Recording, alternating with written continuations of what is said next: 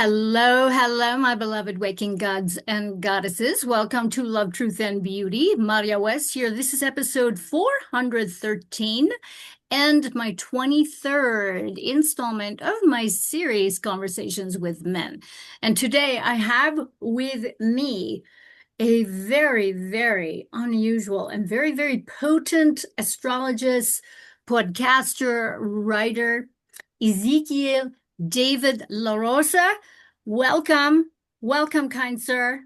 Welcome, kind, handsome sir. I have to say, your looks are very striking for me.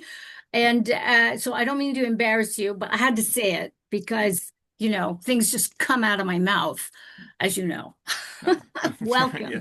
Thank you. Thank you. It's an honor to be here. This is actually my first invitation onto a podcast, so I'm very You're honored to be here. kidding. Oh, yes.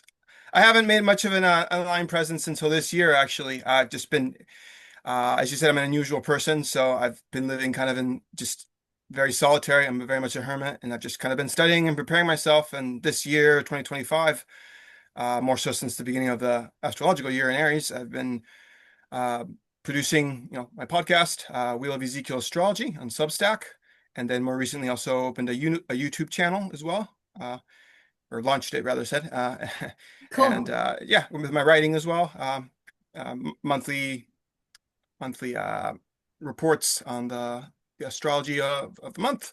I'm just, I guess, a self-taught astrologer. I don't really have any certifications, and I guess that's also kind of a thing about this craft that there in our day and age, there's not really a program per se that certifies you with certain credentials. And I don't really necessarily believe in that either. I think if you know something, you have the confidence to go ahead and I do it, love then it. that's what gives you that validity, I suppose, even though that's not to say that there aren't a lot of people out there, talking about astrology that don't really have any fundamentals behind it. And that's unfortunately what's given astrology in our day and age also a bad rap. So Yes. I hope to, with my work, kind of combat that and, really rooted in the tradition and in, dismantling a lot of the myths also associated with it. But Well, cool, yeah, cool. I am enjoying your work very much, well, thank as you. a Substack subscriber and also subscribe to your YouTube channel. I find your work very provocative and Oh, also I like the way you just break everything down. And especially on this auspicious day, we have so many astrological wonders erupting. And indeed. so I want you to talk about that, and we're going to dovetail some very interesting topics throughout this segment. So I'm just going to hand it over to you so that we can start with what's going on today as Saturn moves into Aries. Indeed. Indeed. Today is the day, very long awaited day. Though it's not the final part of the cycle of Saturn in Pisces, which I find, or probably a lot of people have also found to be kind of a difficult transit, depending on where it Mhm. is Yes. collectively. But yeah, Saturn is now about to move into Aries. Will retrograde later in September, and well, that's a whole other thing I've written about as well with that whole cycle. But by 2026, in February, we'll make the final ingress. And then what's really notable about it is that it will join and actually conjunct Neptune at 0 degrees of Aries, the very first degree of the entire Wow. zodiac, which is absolutely phenomenal. And I don't believe that, well, in what the research I've looked at and listened to other astrologers, my understanding is that there is no records of this ever occurring in history that is known of it, at least Saturn and Neptune conjoining in Aries at the first degree. That's like unheard of, and just it speaks to a major new beginning because conjunctions by their nature speak to beginnings. That's the symbol of a conjunction, is the blending of Mhm. two planets essentially renewing their cycle, just like the sun and moon do. Every new moon, the moon comes around and meets the sun, and the two lovers, kiss for a moment, and they have that moment that they reinitiate their cycle in each of the signs throughout the year, and then the lunation cycle proceeds, to the half moon, the opposition, which is the full moon, then the second half moon, which would be the waning uh, third quarter, some people call it that, and then all the way back around, and that's how it goes. So all the planets do this as well, and of course the slower planets take much longer to do this, hundreds of years sometimes, and so that's part of the real significance of this. That it's so rare, essentially what's about to happen. And this conjunction I'm speaking of won't actually take place until February the 20th of 2026. Okay. That'll be a bit, yeah. And Saturn won't be back into Aries until the 14th. So on Valentine's Day. So happy Valentine's Day 2026. It'll be a very very Saturnian toned one, I believe. So we'll see. It will be very similar to where we are today, because Saturn today is making the first ingress, and then the second one will be Valentine's Day 2026. So Yeah. Yeah. similar themes from today to that day may be kind of resonant. There may be sort of echoes, because the same planet is passing over that same degree in the zodiac once again in forward motion. Hmm. So, I'm not really going to speculate too much on that, because we haven't even really seen what Saturn in Aries is about yet. We have this summer to Oh kind of boy. see that test run of it, which I'm excited about. I think it's going to be a radical shift that I think is going to be very noticeable from the very beginning. I think, you can feel these things. I Yes. don't believe that planets cause things. I think that's one of the myths and erroneous beliefs that a lot of astrologers have adopted, or that's just been thrown around in that sphere, that planets somehow cause things, or they're like beaming magic rays or something like that to that effect. They're significators. Essentially, they're language. They're symbols that are like, think of it like the hands on a clock. The hands on the clock, the hour hand, the minute hand. They're there. They're telling you what time it is. Like right now, they're telling you it's 11:17 my local time, um, or whatever time it is in any particular place. But that's not causing it. And the hands on the Mhm. clock and the clock machine itself, the way it's built, that has nothing to do with the actual creation of time in our reality. It's simply, they're just indicators of it. So you could say that they're instrumental causes, in a sense, that they're like instruments that convey to us certain information, if one knows how to read the symbols and decode Mhm. all that. And that's what an astrologer does. It's not about just making it purely intuitive, and it becomes overly emotional and very biased a lot of the times in modern astrology. I've seen a lot of the content out there that, astrology in itself, it's just the authentic astrology is just using the techniques from traditional astrology. I mainly look to the Hellenistic era, which was a very important revival period where many traditions were fused from all over, from the Middle East, the Babylonian astrology, which is some of the oldest, or if not the oldest that's known of, the Greek, and then also the Egyptian. In Alexandria, that was like a melting pot of culture and fusion. Even though it was Egypt, it was very Greek in its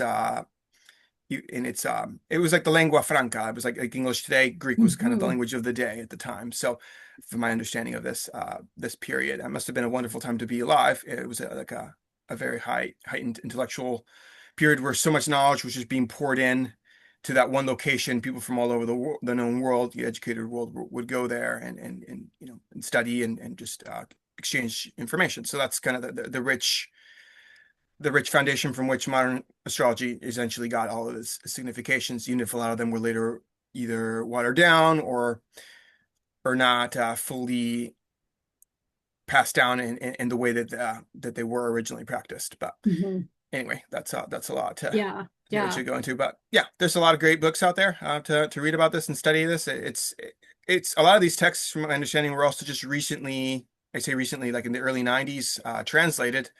There was a project called Project Hindsight that took it upon themselves to begin to translate a lot of ancient texts that hadn't been available before. And with this, a lot of new techniques were also discovered.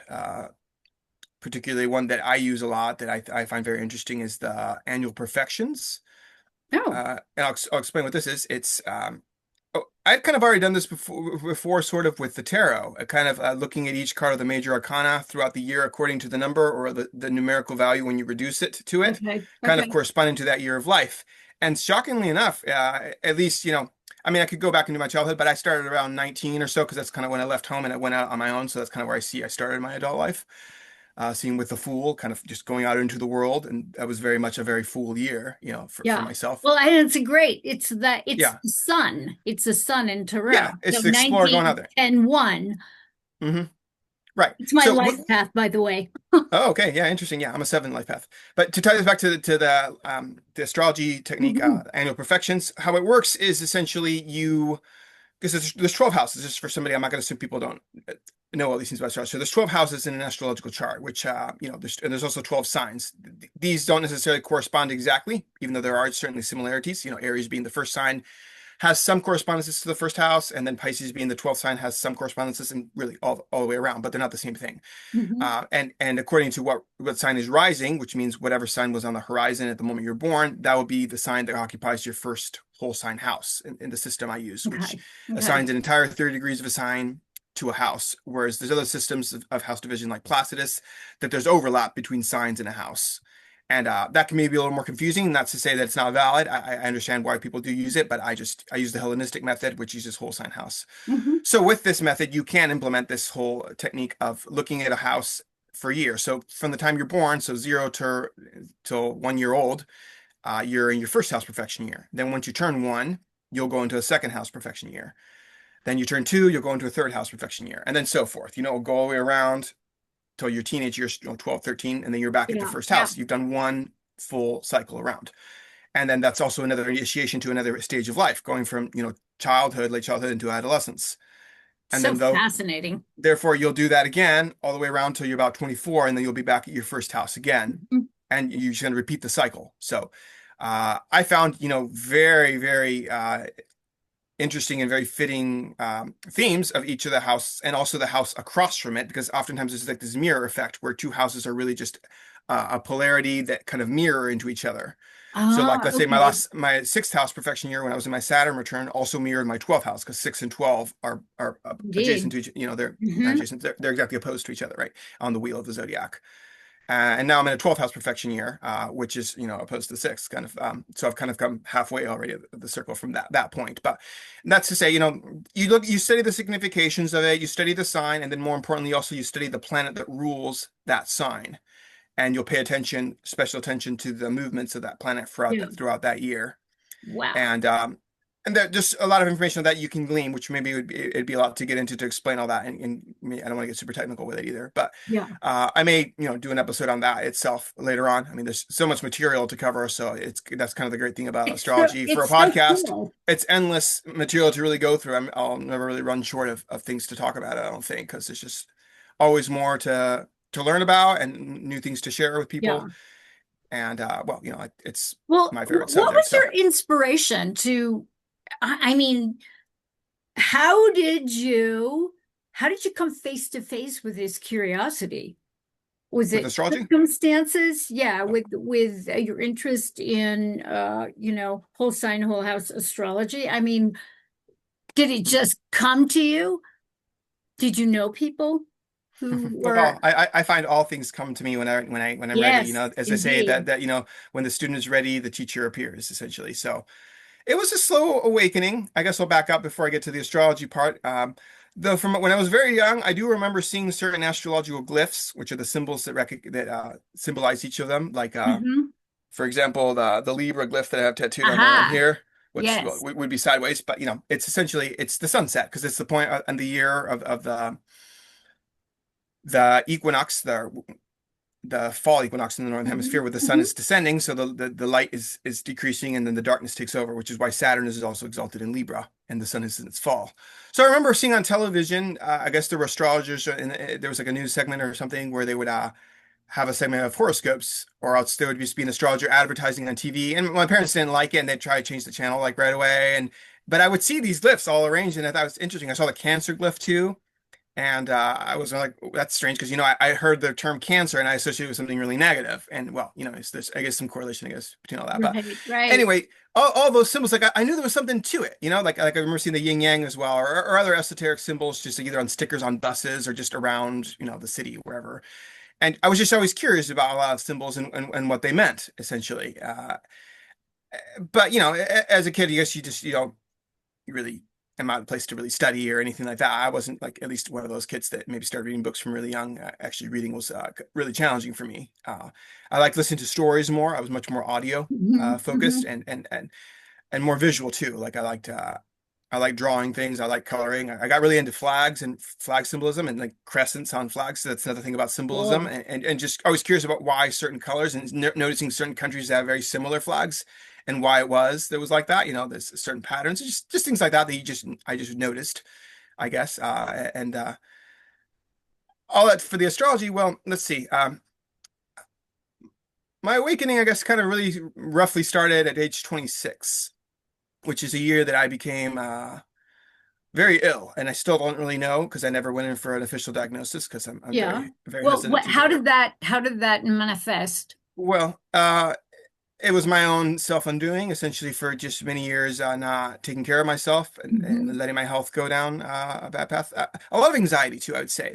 I was struggling with it. Would kind of affect my appetite a lot, and not eating super healthy. I was vegetarian for many years too, which is not to say I'm not anymore. And not I mean, people can do what they want, but I feel that between that and then even just extreme forms of veganism also depleted my system from a lot of essential nutrients. Yeah, I've Um, had that similar experience as yeah, I well. wasn't before, though. Going raw vegan actually at 26 was actually a healing part of a healing process, at least Mhm. helping me to detox and to like probably get in a lot of nutrients that I hadn't ingested for a while because I didn't eat vegetables really at all until this point that I started taking it seriously. And I know drinking things like apple cider vinegar and just being aware of the water and the fluoride in the water. I didn't really realize this. All these years I've been drinking this water and I didn't know that. So, that was very alarming and it caused a lot of panic. And I was just realizing all the condition of the world of really just how everything is poisoned from the air to the water to Indeed. the foods. And so I made that my top priority to like figure out a way around that. Like I'm not gonna let this keep me down. I'm not gonna like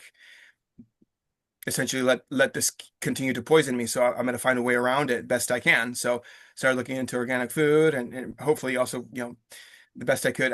There were some farmers markets around there that had local produce to also be able to find things that were, Yeah. grown locally that hopefully, Yeah. didn't have pesticides. But anyway, at 26, yeah, I had this awakening. I was in my third house perfection. I already explained this, which for me is where my sun is. My sun is in my third house, conjunct Mars as well. So and Mercury. So I have three important planets in, Hmm. in Libra in the third house.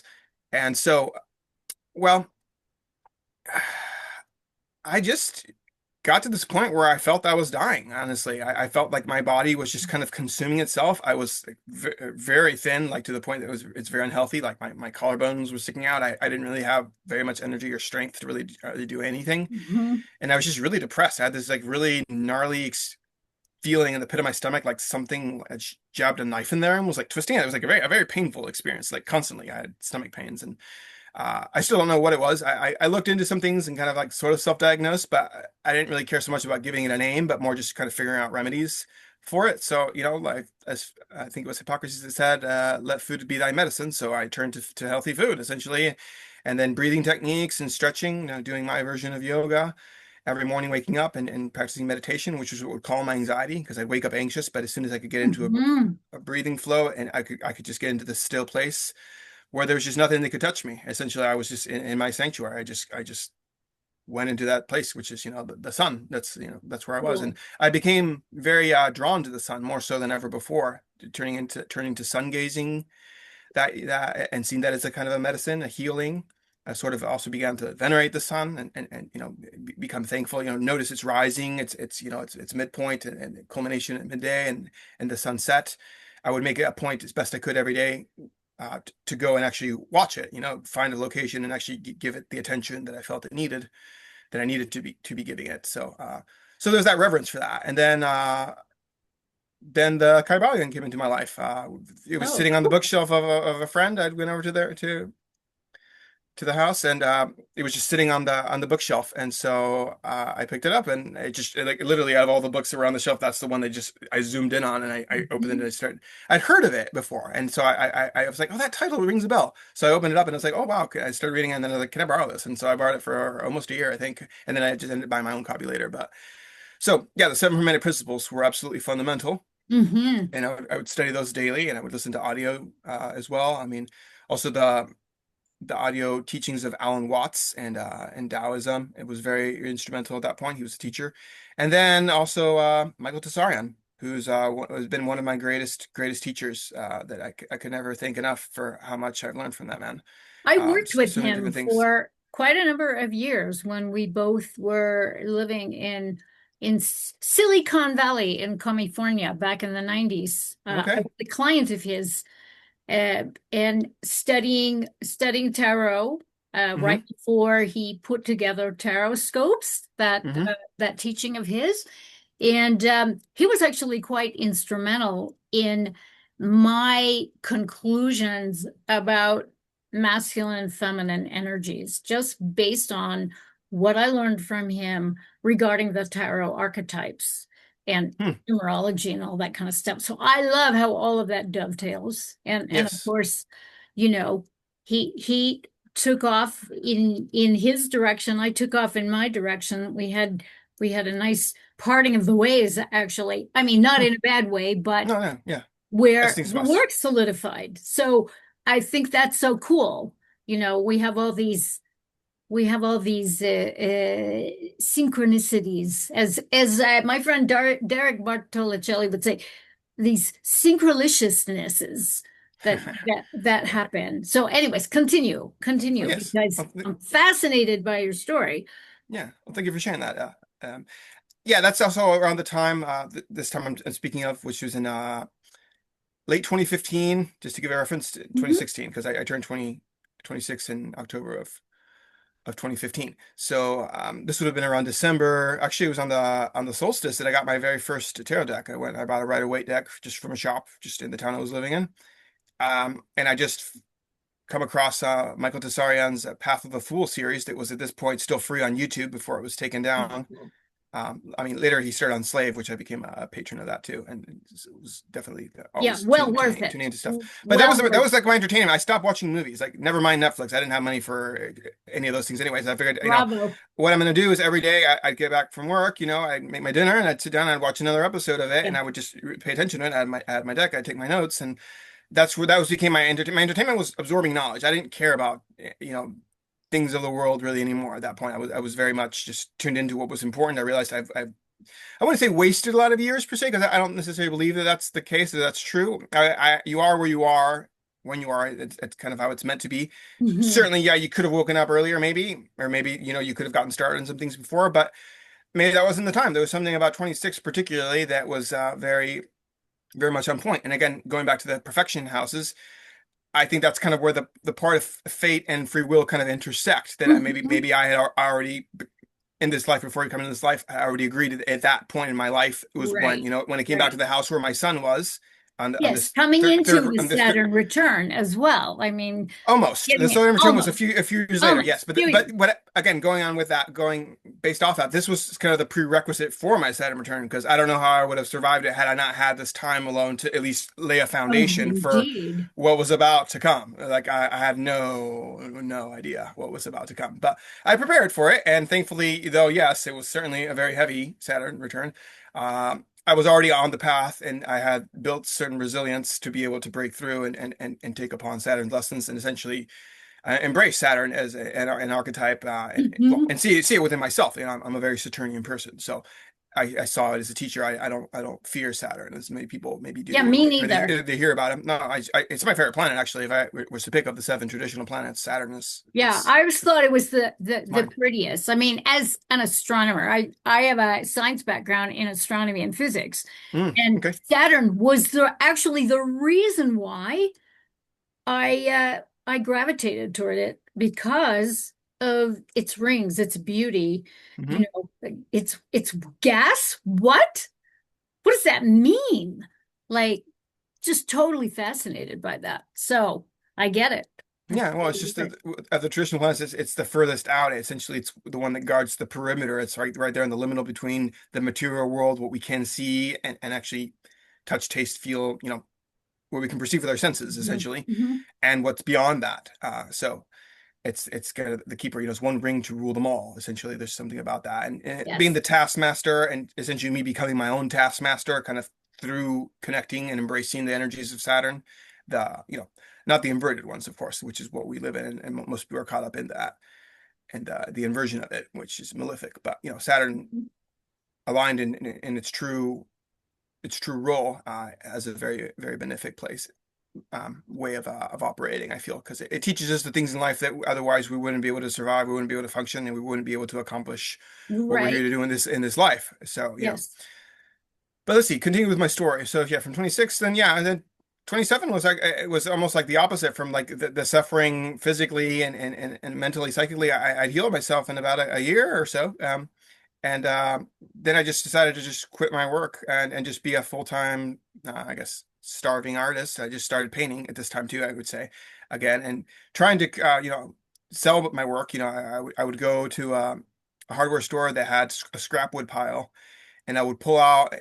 I asked if there any of this, if I could take any of it, and they're like, yeah, we don't need it. We don't need it. So I'd find plywood or just any piece of wood that was a good size that was still workable, and I'd get some sandpaper and primer, and so I'd sand it down really good and prime it, and that would be the what I would draw on and then paint on because I couldn't really Cool. afford to buy uh, canvases or other equipment like to do anything else with. So, and I like the idea of recycling trash. Stuff that somebody else's trash would be my treasure, and I'd turn it into something beautiful. So Indeed. it made it all the Same more here. meaningful Yeah. to do that, and then try and sell it at the farmers market, which didn't really work out to live off of. Really, I got by, but it was definitely not going to be like a future as making a future as an artist like that. So I ended up kind of putting that aside a bit. I still would do it, but I still, work. But then because I wanted to travel too, so I decided, okay, I want to do this. I need to save money. So I started working again, just at restaurants and simple jobs like that.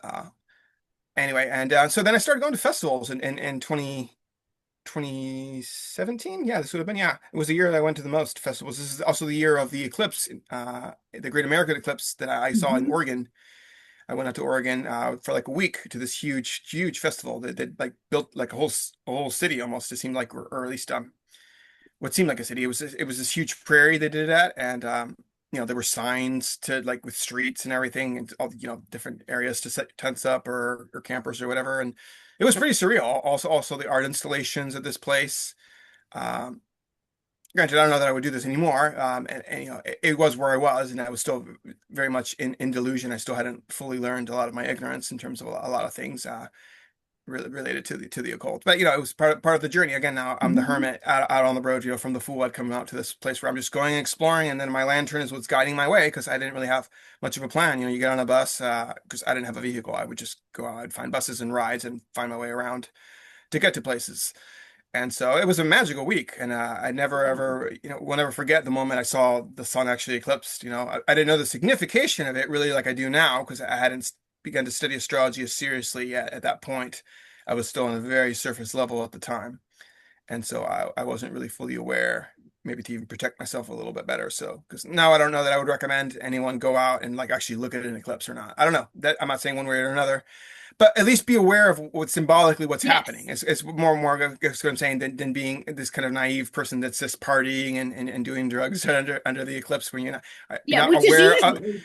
yeah, well, you're not aware of this moment, what's actually happening in other dimensions and what's actually happening Yes. on just on a bigger scale, essentially, cosmically, I guess.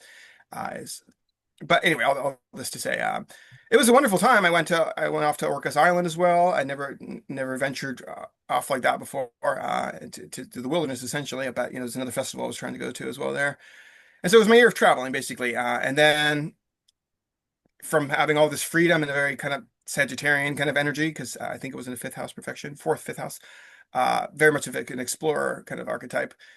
Then came the Saturn return after this, because then I turned 28, and then Saturn shortly after that went into Capricorn, and then for a whole year, I pretty much lived between the block of where my little studio apartment was, my job, which was right across the street, and just two streets down. Like I really, literally, for a whole year, didn't leave that small block of this town I lived in. Like literally, Mhm. I was very much in routine. You get up at this time, you do this, you go to work, come back. There are all these other things I was Yeah. Yeah. beginning to practice. I've taken my studies a little more seriously, and along with this, also practice, because going from books, eventually you have to put what you learn to practice. So, without Indeed. necessarily getting into all that, because it's private, and I believe that practitioners shouldn't reveal what they learn. It's pretty much something sacred to your heart that it's not to be disseminated Wow. out to the masses. So, Yeah. but yeah, I was like I said, Saturn was really working me at this point. So I was I had no time really for really hardly any relationships. So I had Mhm. some friends or acquaintances that I would see from time to time, but that had to be scheduled, and it was very much. I was one of those people that you want my time, okay, I have this much time, and then okay, I gotta go I and have to whatever, do the same. I have and to do then the same. and basically, yeah, that my priority was myself, and nobody was going to take that. I'm working on myself. I'm doing my own alchemical process here, and that's why I'm here to do this. So I'm not here to waste Mhm. time or or play games with people. So Yeah. Yeah. that's what that was essentially that whole year. And then I became aware then around the end of 2018, not quite the end yet. Yeah, I guess it was close to December or so. I've just, I guess, the globalist plans essentially for the bigger agenda. Like that, there was, I knew that I felt, let's say, intuitively, this is still like 2018, so it's a couple of Mhm. years out, that something big was going to happen, and my current living situation was just not going to hold up for whatever was coming. So intuitively, and just from, I guess, finding certain information online, I I decided I need to move out somewhere rural. I need to get on a farm. I need to figure out a way to kind of get out of the city and go somewhere way more remote and figure out a way to live on the land. And I still don't know how I'm going to do this because I'm a guy that didn't really grow up rurally. I didn't really learn how to work on the earth, and do all these things and like, or like have to chop your own wood and do things to like really survive. And this is, I was Yeah. living in northern Idaho at this time, and it gets very cold in the winter there. So as I'm sure people that know who live in the north of the United States or North America know this, or even Europe. So that latitude, to be prepared to spend the winter, in the sticks is, where you have to be self-sufficient. That's challenging. And well, that's essentially what I ended up manifesting for myself because then and a friend, acquaintance of mine, who's the produce manager at the co-op there, he knew a farmer there that was looking for a person to come and stay for the winter and kind of be the caretaker of his property. And so he recommended me. And so I got in touch with this man and well, his wife, and so we made arrangements just like about a week or two later, and they came into town and got me, and there I was. And then they were taken off because they were going to go visit their kids some other part of the country. And Wow. so I was just left in this cabin in the middle of the woods with some wood chopped already stacked up, and they left me some rations of foods like potatoes, carrots, onions, and bag of rice and stuff essentially. And there was a neighbor that would kind of come in and check on me periodically, maybe or bring me mail or stuff if I needed it. So but literally, it was that was the initiation of my Saturn return in the Holy cold in the moly. north by myself. And at first it was like very nice. And I was like, oh, how nice this is, I have all this to myself in peace and quiet. But then, when stuff starts to run out and you've been there for a while and you don't really talk to anybody for days because you don't see anybody for a few days, Right. you're just Right. alone, just you and your mind. Yeah. And, there's something very psychological, obviously, that I know I it. don't know how to explain it. Anybody that may Yes. experience long periods of isolation, like Yeah. complete isolation, in a place that's so quiet that literally, you could just sit It's and you don't hear a thing. disorienting. It is disorienting because there's no Mm, frame of reference other than your immediate environment to have a contrast between your mind and what's around you. hmm And if you're usually in a city or usually have a routine that you hmm can rely on, I mean, that kind of stuff is maddening. I relish in that kind of stuff after the madness. You kind of have to immerse yourself in the madness, wouldn't you say? Just move into Well, that place of acceptance. well, yeah, you work with your own madness. Essentially, that's the challenge of Saturn. You have to master your own mind at this Yes. point, and Yeah. begin to work through certain shadows that begin to come up because that's Yeah. really where the heavier part of the shadow work Yeah. began to come Yeah. up was during this.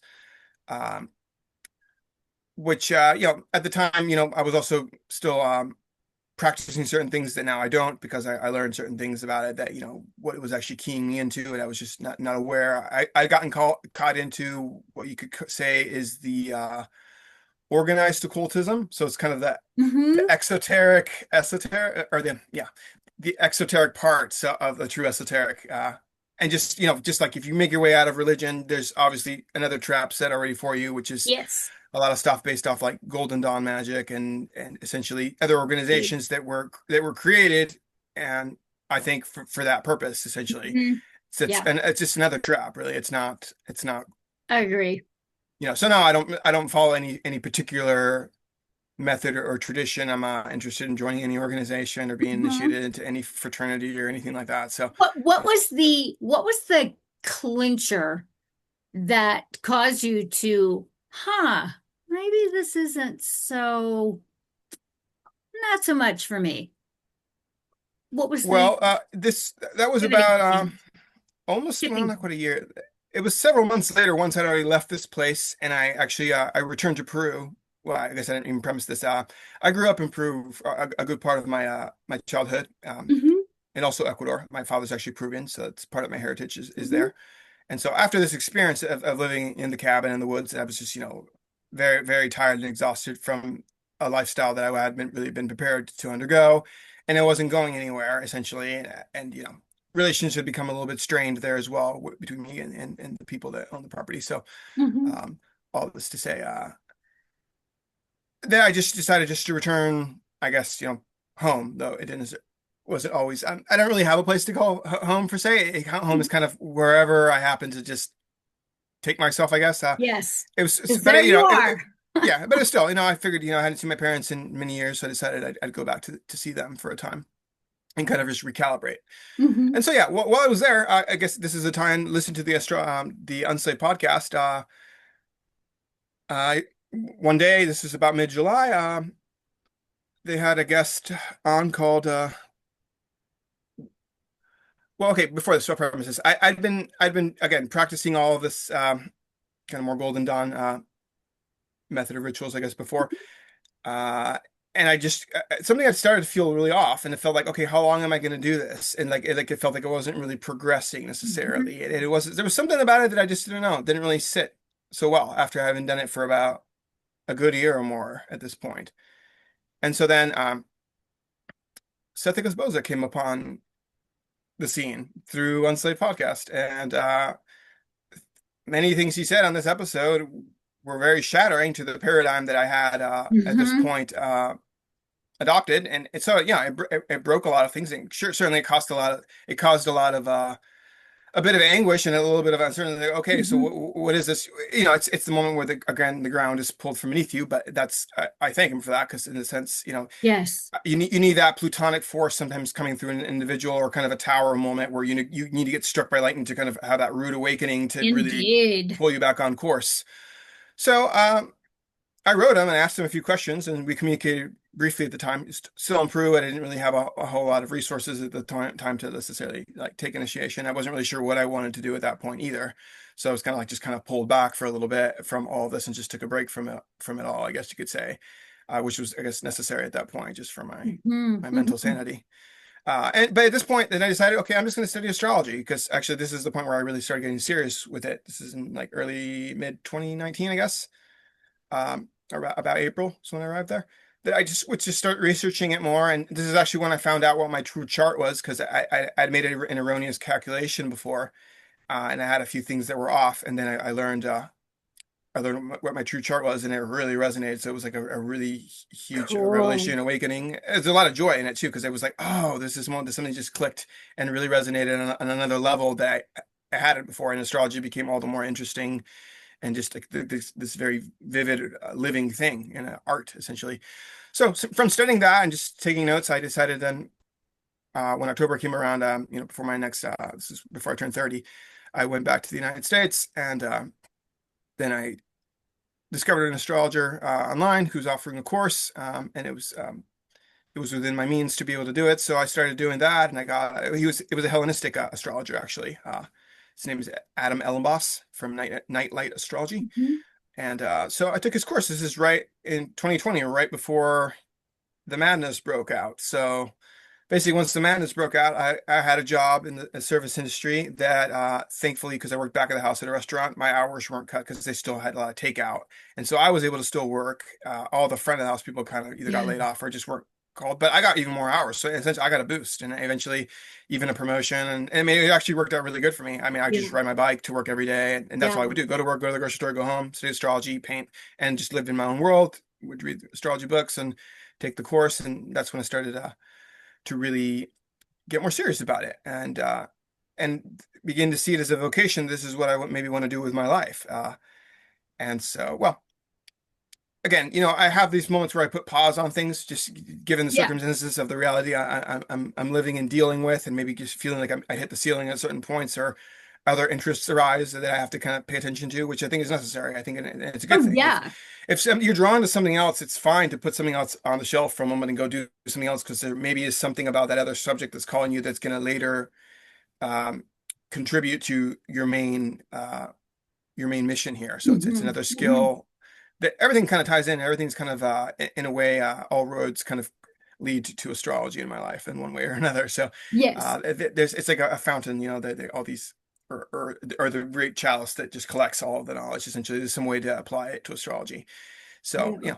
Yeah. studying all these things. Let's see, where am I in my story at this point? Then trying to recap and not get too caught up in the mundane stuff, but I don't know. So let's bring in the uh, neurodivergence aspect Yes. because Yes. Okay. you reached out to me in Hmm. response to a video that I did where I talked about my official diagnosis, which happened after I had turned 60, Hmm. which was disturbing for me, but kind of it's like all the pieces, the scattered pieces that were kind of up in the air and kind of, haphazard and kind of like, what the fuck is happening? It's like all of a sudden Mm. in that moment, a lot of things just kind of fell into place and Hmm. all the cracks were filled with these pieces. And so you relate to that, don't you?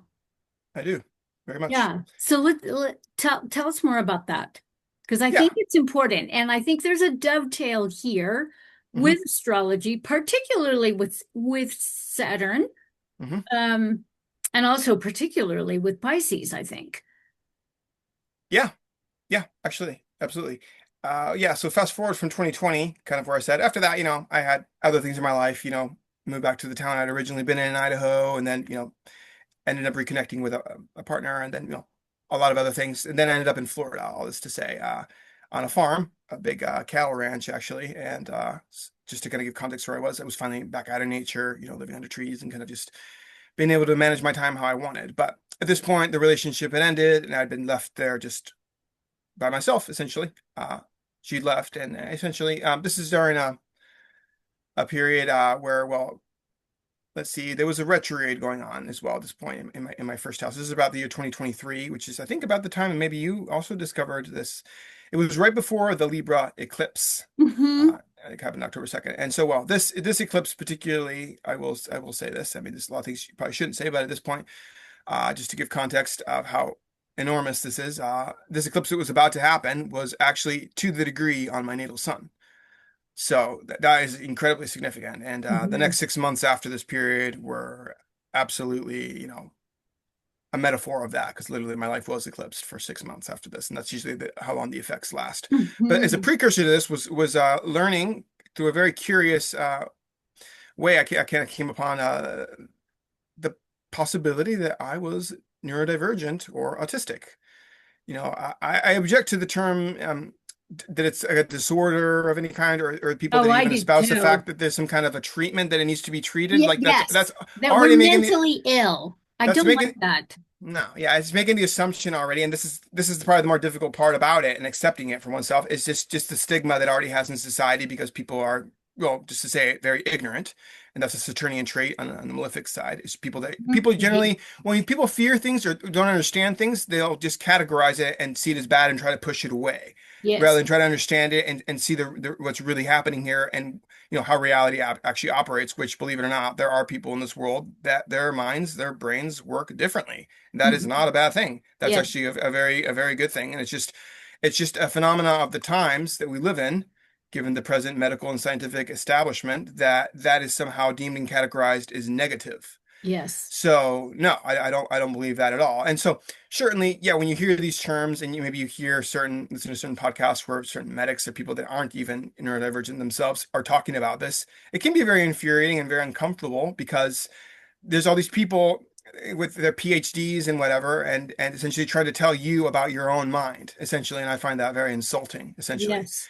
So, I do see. I mean, I'm not at all trying to paint people that are neurodivergent as victims because I myself don't see myself as one, and I'm not asking for special treatment or anything like that. I'm just simply just stating and acknowledging for myself that my mind works differently, and now this is a revelation moment when I finally realized this, and then through self-diagnosis, because I don't believe in having to go pay somebody a bunch of money for them to tell me Hmm. something. I don't believe in diagnoses because I don't really believe in the medical Yeah. establishment, having had some very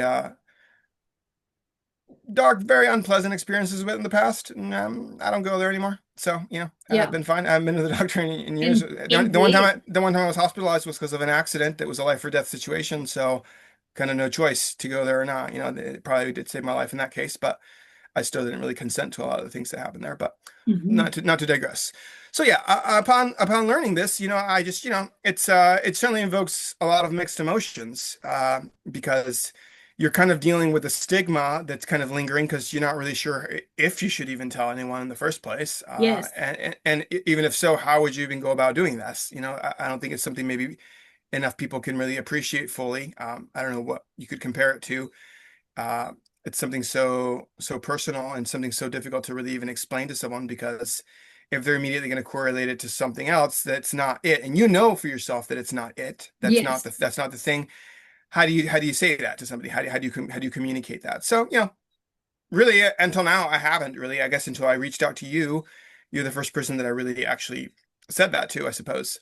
um, Apart from, I guess, my former partner, which is kind of how I found out about I won't go into details how.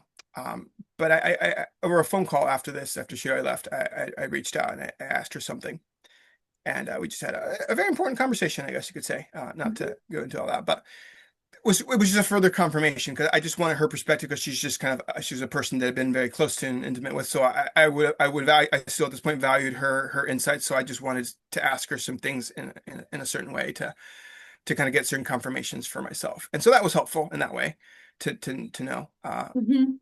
via that. And so, yeah, I don't know where to go from this in regards to what you're wanting to take the conversation Well, in. and just in terms of, say, Saturn, because I have an intense relationship with Saturn, and I feel like my journey Mm, with the neurodiversity, I always thought there was something really majorly fucked up about me, mm, where I just one wall after another, after another, after another, after the life was not difficult, was not easy. It mm-hmm, was a lot of it was harrowing in so mm-hmm, many ways. And people just would write it off to you just like a challenge. You mm, like to be challenged. You put mm-hmm, yourself in difficult situations, and a lot of the times those situations were, they had to do with dealing with children. You mm, just have to do what you have to do, mm-hmm, and you don't neglect children. So, a lot of it, I thought, I don't think I put myself in those situations. Those situations were difficult, and I felt like this is what an adult would do, perhaps. mm, So that was always my stance, is you do the right thing. And quite often the right thing is not, it isn't exactly the most pleasurable thing or the easiest thing, mm-hmm. but you do it. Yes. Right. Well, Saturn in itself, one of its significations is challenges. So wherever it is in your chart, it's going to be it's Mhm, a mhm. challenging placement. Or it represents the challenges you have in life, which, Yes. depending on what configurations they have in your chart, or Saturn has in your chart, will indicate, again, not cause, Yeah. indicate Yeah. what challenges you're going to are going to have to navigate. So, what do you mind sharing? What sign you have Saturn in? Capricorn, 12th house Okay. Okay. Right. Like, well, okay, 12th in house. Okay, go. your Placidus. Well, So yeah. okay, right. No. Either way, yeah, I also have Saturn in Capricorn. So yeah, Saturn's home. So Saturn is in good dignity, but nonetheless, it's still very strong. So in Hmm. a way, I mean, I really don't know, because I can only speak for myself and my own experiences. Maybe Saturn in its signs, Capricorn and Aquarius, Saturn is maybe more potent, or maybe it's I don't know. I think people with those placements daily can embrace Saturn more readily, or more easily, than maybe Saturn in its fall, Hmm. or another placement that it's Saturn's less suited in. But anyway, so in my chart, I'll just share this. I don't share too many things about my chart. I do have Saturn in a square to Mercury. So I already had seen this as sort of a potential to, even before I knew anything about neurodivergence, or being potentially on the spectrum of autism. I already knew I was different, and that I had some kind of challenge in terms of how I process things intellectually that was different from other Hmm. people. I didn't Yes. see it as a bad thing, because I've always been, and this is a trait of people that are neurodivergent. Uh, I have trouble focusing on things that I wasn't interested in. Like I just by default, my mind just will not engage. Like it just will Yes. not be insulted. Like I don't care. I'm gonna go into another world. I'm gonna create. I hate monotony. I'm like allergic to monotony. So if Hmm. something is completely dull, I won't put myself through that. So I'll find somewhere else in my mind to go that's interesting. I'll create a story, or I'll my imagination can go places. I also have Neptune conjoined Saturn, which is another unique thing, which we're about to have now. So, as a natal Saturn Neptune person, you have to read Saturn with Neptune's influence there as well, because it's a blend of both influences, both significations. But either way, the square represents challenge. It represents having to make decisions. It represents kind of the point where things are coming into being, because it would be the equivalent of the half moon during the lunar Yes. cycle. So yeah, certainly it's a point of cutting and making decisions, because by making a certain decision, choosing one path, you by default have to say no to all the others. So definitely there's a lot about Yes. saying no. In order to say yes to one thing, you have to say no to a lot of other things. So part of my studying, to apply myself essentially, because I get very scattered studying a lot of different things, but that kind of gives me a very surface understanding of a lot of subjects. I've had to say no to a lot of other subjects that I'm interested in to just focus on astrology and make that Yes. my vocation. And essentially, so you don't just become kind of a dabbler or just, a jack of all trades, but master of none, which is too common. People just kind of get caught up in just learning very surface things and they don't really ever go in depth with one particular thing. So Yeah. I Yeah. found a subject that I find it really resonates with me and I can really hyper focus on it. Yeah. And I've had to teach myself how to do that too. So I wouldn't say that was necessarily easy, but I do have that tenacity to be able to focus on things and teach myself how to write and teach myself how to record podcasts and how to speak. Because actually, prior to this, I had problems also speaking. Like I would speak too fast because I think very fast or just not pronouncing my words correctly. So, and with this, I guess I'd subconsciously developed a kind of an aversion maybe to hearing myself speak, or I didn't necessarily like it, but I Yes, realized, okay, that's true. that's my next challenge. See, Mercury represents the voice and speaking and communication. So square to Mhm. Saturn, that's my challenge there. So I realized, okay, you have to rise to the occasion. We're not here to run away from our challenges. And in Yes. any case, your chart is showing you what things you need to actually step up to and take Yeah. upon yourself. So that's a challenge I needed to take upon myself. So I just began kind of recording myself, just trying to practice talking, even if I wasn't necessarily going to put it out, but just it has to start at some point. And then even though I didn't necessarily like how maybe things weren't perfect because there's maybe this tendency for perfectionism. I realized, well, I'm going to be raw and I'm going to be real. And even if it's not quote unquote perfect or as professional as maybe I'd like to, or I'm not going to compare myself to other people's work that have been doing this for longer. Eventually you want to improve and you want to get to a place where maybe, you can take things to the next level. But you start somewhere. So that Yeah. basically was like, okay, so I've been doing this for long enough and now I need to your mission, but then you have to live it. So I figured, okay, now I'm gonna have to start Cool. doing this. So Cool. I started recording earlier this year. I'd started writing before because that was kind of a good intro to that to organize my thoughts, and I felt that was a good precursor before recording to kind of be able to learn how to organize your thoughts just in writing first before you speak. And I find that I recommend that to people too if they find it very daunting to just get on camera or on the mic and start talking. Well, don't then just take some time to prepare, maybe write some notes or even just write out everything you want to say. You don't necessarily have to stick to a script. You can use that as just points to kind of keep your mind focused with where you're trying to what you're Yeah. trying to. I have bullet points, and Yeah, quite often I just right. veer off somewhere There's else. no formula, but That's I'm just saying, okay. as a beginner, that's maybe what you need. At a certain point, you don't need that anymore. It's like begin to ride a Yeah. bike, you have the training wheels, and that's helpful for time. It's then after a while, you don't need the training wheels anymore, and you can take them off. So this is like that's kind of the attitude of a learner is you are an infant, and anything you go into, you are Yeah. like a little child that's learning, and that's just inevitable. And anything you go into, you're going to go through that phase, and then you slowly mature.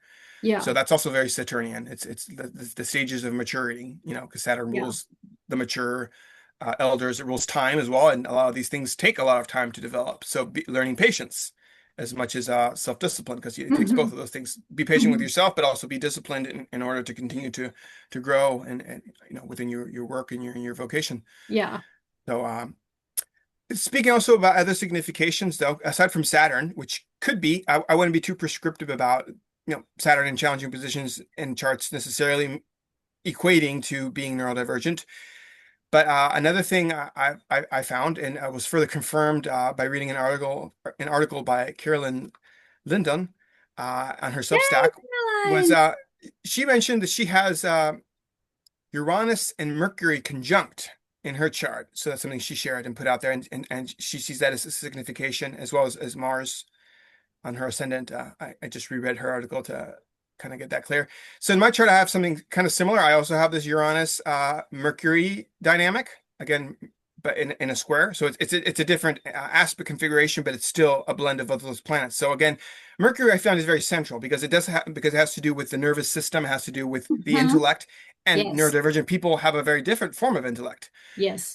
It's not, Uranus is associated with kind of erratic, very sudden, almost, lightning bolt flashes of insight. So it can be equated with genius in one sense, but it's also very strange. It's the planet of the eccentrics, of people that don't really fit in.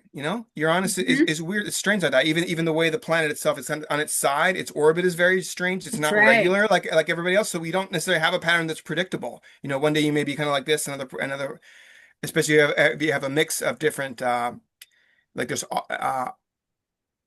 there's the condition as well of being I don't like saying ADHD, but that along with autism, which they call I forget what the actual term is, but you can have a mix of different conditions as well, and this is Yes.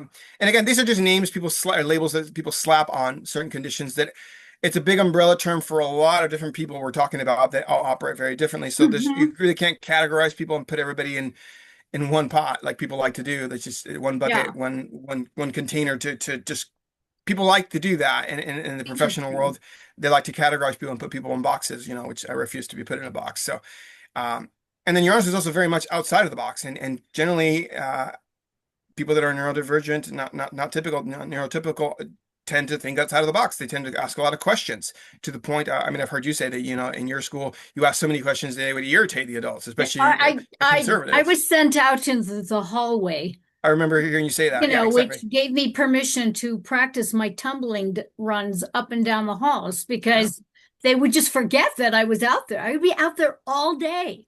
Yep. Yeah. Yeah. Now, Yeah. we need No. to shut her up. She's just too strange. But I have Uranus in Leo in the seventh house, Mm, opposing Chiron in the first house in Aquarius. interesting. So Interesting. this back and forth and back and forth. Yeah. And Mercury in Scorpio in the 10th house. Okay. Interesting. Um, I won't really comment on that until like maybe one day I saw your full chart because I don't Yeah, like making statements about charts yeah, unless I see the full context of you it. can But go that's ahead.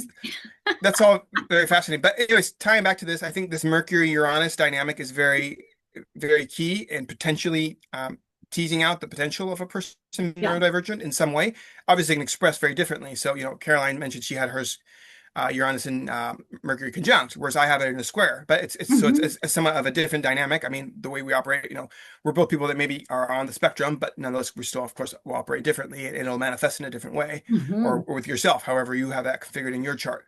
And then Mars too, because Mars has all to do with like well, it's the masculine, right? So it has all to do with energy and projection and being very independent and all these qualities. Not to say that a lot of people that have these qualities are either. I think it ties in with a mix of a lot of other things. So I wouldn't ever say that one particular placement is an indicator of it. I think there has to be multiple things configured. You have to take the sign into account, where it's placed in the Yes. chart, like what house even, and then what aspects are in there. And then, do you take a person's experiences? If I were to talk to somebody that suspected they were, and they came to me and asked me about that, look at the whole chart and ask them about their life. And if there's enough of a pattern you see here, especially throughout certain transits, maybe when Uranus and Mercury got certain transits to those placements, then maybe, that's another way. Today, curiously enough, Uranus and Mercury are in a conjunction as well. How So fun. I found it very, very fitting we're talking about this today, in the celebration of neurodivergence. I see Mercury Uranus very much I see it as a celebration of that because it's that erratic, original, very spontaneous, nonconformist Yes. energy meshed with the intellect, which is Mercury, which is very mutable, right? Mercury can be if he's he goes between worlds. He's a psychopomp. He's Yes. someone that he can lead people, and that's the other thing. I think a lot of neurodivergent people can become great counselors, and they Mhm. have this empathy, actually hyper empathy. I don't understand where this accusation comes that people that are autistic lack empathy. Like, where did that come from? I mean, I've always been very just confused not by just that that. could be the case in some cases, but okay, Yeah. don't attach it to that. Don't I mean there could be somebody Mhm. that had some major trauma that is, and for some reason they lack it for for infinite amount of other reasons, but Yes, to yes. single-handedly pull that trait and Yeah, attach I that think we to have it. hyper empathy, if anything. Yeah, there's a lot of misinformation out there, and I mean, this is coming Yeah, from a person that is pretty certain, that has experienced that. So I feel maybe people should listen more to people that have lived this and coming from experiences than just people that have a degree and that's their claim to have an yeah, authority yeah, on this. Why are you speaking about this? yeah, Speaking about a condition that you really don't know anything yeah. about because you haven't experienced it. And not to say that there's some medics that maybe are more empathetic that have studied it and don't have more of a negative bias Yes. against it, but you're going to categorize as people that need to be treated. Like Right. I just came across an article somewhere that there's some new drug they released that's like the cure for autism, Oh and it's boy. like get the fuck out of here, really? No, That's I agree. And then the sort of new thing like no. with RFK coming out. Now, I'm happy what he is doing. I'm happy about that whole thing. I'm not Mm, politically involved, so yeah. whatever. But the Mm, whole notion that this autism, this whole spectrum, vaccine damage, I was not vaccinated. So mhm, mhm, and I've lived a full life thus far. So having the mhm, quote unquote diagnosis and then being able to look back at my life mhm, over, the last 6.5 decades that I've been alive, mhm. I think I could have some context as to what is true and what isn't true. And I Yeah. think what's true is that, yes, I know how to waltz in and out of the veils. Mhm. And Yeah. that's Mhm. cool. I'm all for it. I used to think I should be locked up. Well, that was the projection from my family was that you're going to be locked up if you just don't learn how to zip it or learn how to contain yourself in this little bubble and not to be all over the place and Yeah. Well, not much. I think that's where that narrative of seeing people on the spectrum of autism as being ill comes from. The idea that they're damaged people, they're vaccine Mhm. damaged people. Like that's what we are essentially. We're people, in their book and their way of seeing people that are victims, people that have had something happen to them that has messed them up, and they're essentially that implies that we are messed up. And no, that's not the case. I mean, okay, here's the thing. I do think there may have been some damage done early on in many cases because I think there's many causes for it. There's not a single Sure. cause you can just link it as the root cause of Yes. all neurodivergent people because Yeah. there's many reasons. Everybody has a unique story. I Right. recently listened to a podcast. I'm trying to remember the name of this doctor, this counselor, um, that her okay. More importantly, I guess to the point where what she said. Maybe the name will come to me in a minute, but essentially, her hypothesis, she links it back to, is to early amounts of stress from infancy before the age of 3, where basically, um, what is it? There's a specific part of the brain that I'm not super good in scientific lingo, but anyway, basically, you don't want to overstimulate it because it releases a lot of cortisol. Yes. People Yeah. that are aware of this maybe will know what I'm talking about. So Yeah. it's like this almond-shaped thing. The name of it of this particular part of the brain doesn't come to me.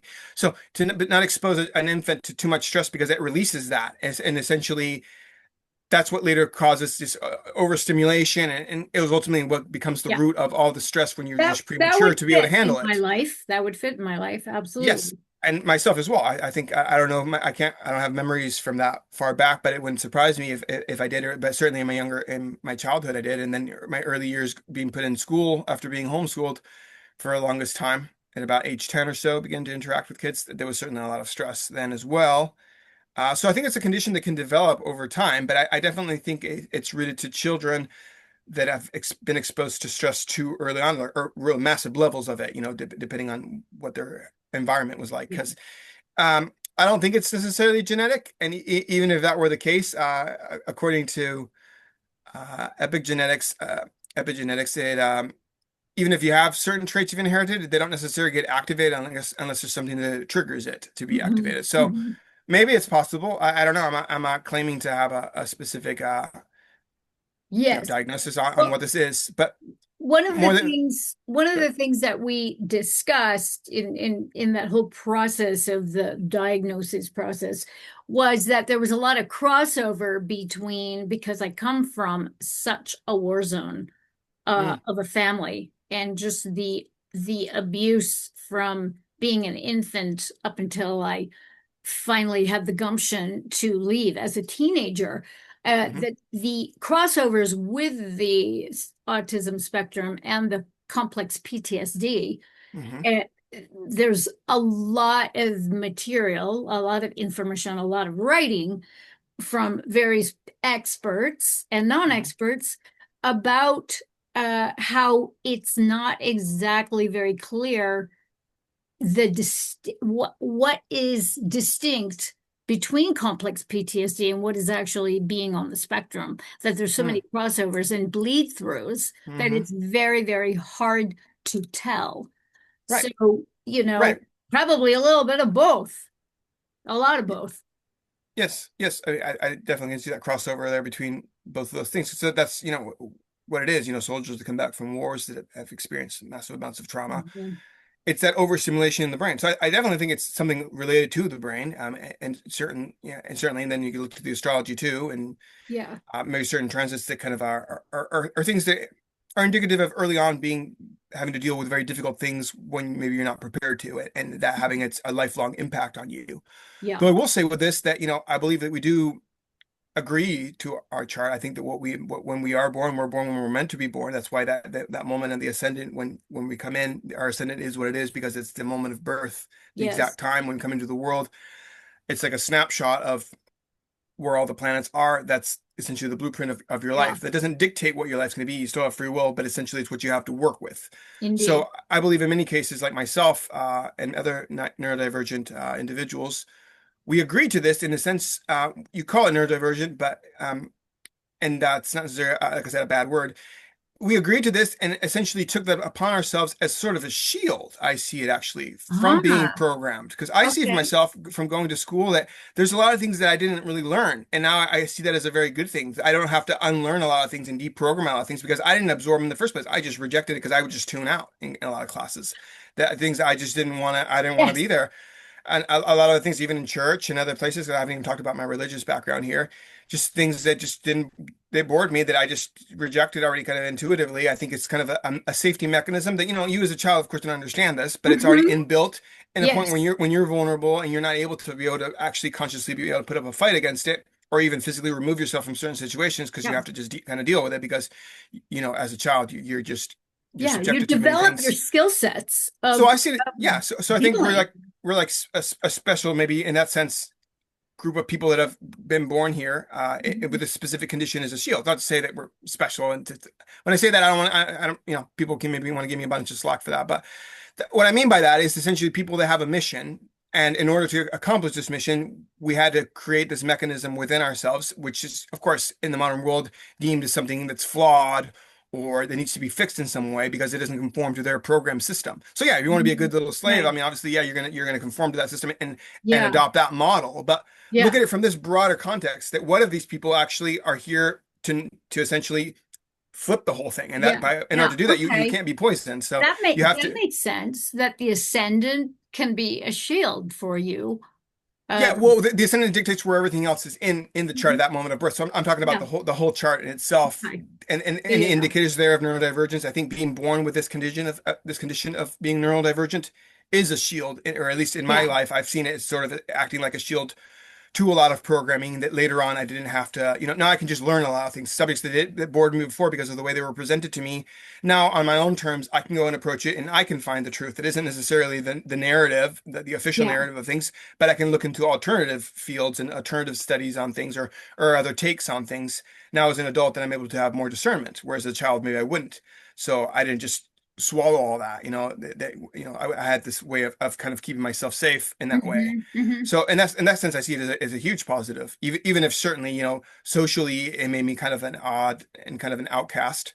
But that's also okay because maybe for my life, that's what I need to be. I need to Yeah. learn how to be I good I can to relate. myself, to not have to depend on other people as much, Yes. and essentially learn solitude because in solitude is where you're going to do your greatest work. So already from the very beginning, not attaching yourself too much to uh, other people and being dependent so much on friends and being accepted by the Right. group. Learn to just not be accepted, learn to accept yourself essentially, and learn to love yourself Yeah. as you are from a young age. Yeah. And granted, this goes for everyone and on some level, not to say everybody has to be Yeah. live in solitude. But to learn to accept yourself, it essentially kind of gives you a leg up, is what I'm trying to say, in a way. If you really want to look at it in a positive way. That's very true. That's very true. I mean, I tried to, I faked a lot of stuff. I mimicked a lot of the social decorum That's and Mercury. The change watched. in. Yeah, like watched how people acted, and I Hmm think that's how I slipped through the cracks a lot. I feigned competence. hmm I mean, No, you are competent. Yes, that is that's how it was when I was younger. I just pretended I knew it yeah. Well, and it teaches you a lot from was watching like people. able to and as a girl, because in the 60s there was no information about girls Hmm on who are autistic because it was seen as a boys thing. That's true. Yeah. We girls in the 60s and 70s, we just copied. You learn through osmosis and through observation, and you learn very quickly what shit doesn't work. hmm And that's Yeah. okay. I'm That's sure that's very different probably for girls because of course girls are different than boys. So, but as a boy as well growing up, I also would find my own role models. And then as a teen too, when I was seeking an identity, you know, certain mannerisms, like certain, like I really got into like, I was a drummer, so I'd study like different, you know, musicians, different band members that I just maybe I like their aesthetic. I like the way they play their instrument. Being a drummer, certain drummers I was drawn to. cool. So, but I would watch a lot of interviews too, which maybe a lot of people didn't, but not so, I mean, to hear what they had to say, but I like to study them, like their mannerisms, like how do they sit? How do they put their arms? Like what expressions they make? Like I didn't really realize I was even doing this until, after I, became aware of my neurodivergence, Hmm. uh, in 2023.